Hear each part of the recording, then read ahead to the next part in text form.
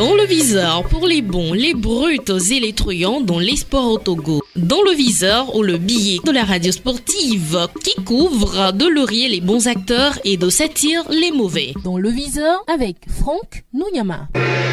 Ailleurs, on a le courage de dire non à des invitations lorsqu'on n'est pas dans les meilleures conditions, lorsqu'on ne peut pas manger à la même table que les invités d'honneur pour éviter le déshonneur. On peut avoir le courage de dire non. Une invitation au cours de laquelle ce qui est servi n'est pas de votre acabit, n'est pas de votre goût. On doit dire merci. Si c'est pas la bonne forme, si c'est la méforme, on informe ceux qui invitent et ensuite on travaille pour retrouver la forme pour les échéances à venir. Mais on est tellement courageux qu'on ne recule devant rien. Même en étant conscient que le plat qui est servi ne fera pas du bien, on se dit on va y aller, on va voir. Même si on mange mal et on a mal, on va gérer après. Même en cas de famine, ce n'est pas tout qu'on mange, dit-on. Mais chez moi, on veut toujours tout manger avec tous les risques possibles. La cible, montrer à tout le monde qu'on est dans toutes les sauces.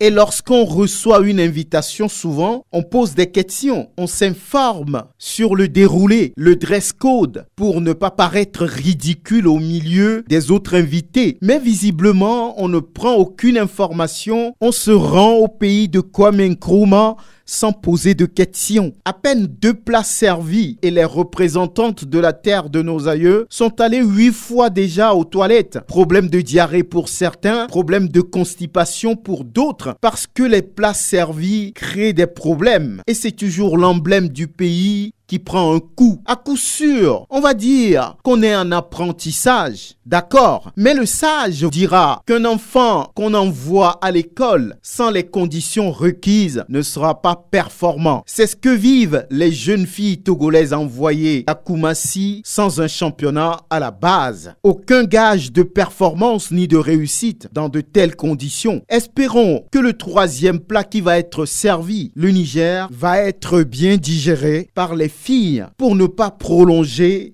la diarrhée et la constipation et s'offrir un tant soit peu un soulagement. Mais alors, quoi qu'il arrive, ce ne sera pas de leur faute. À très bientôt.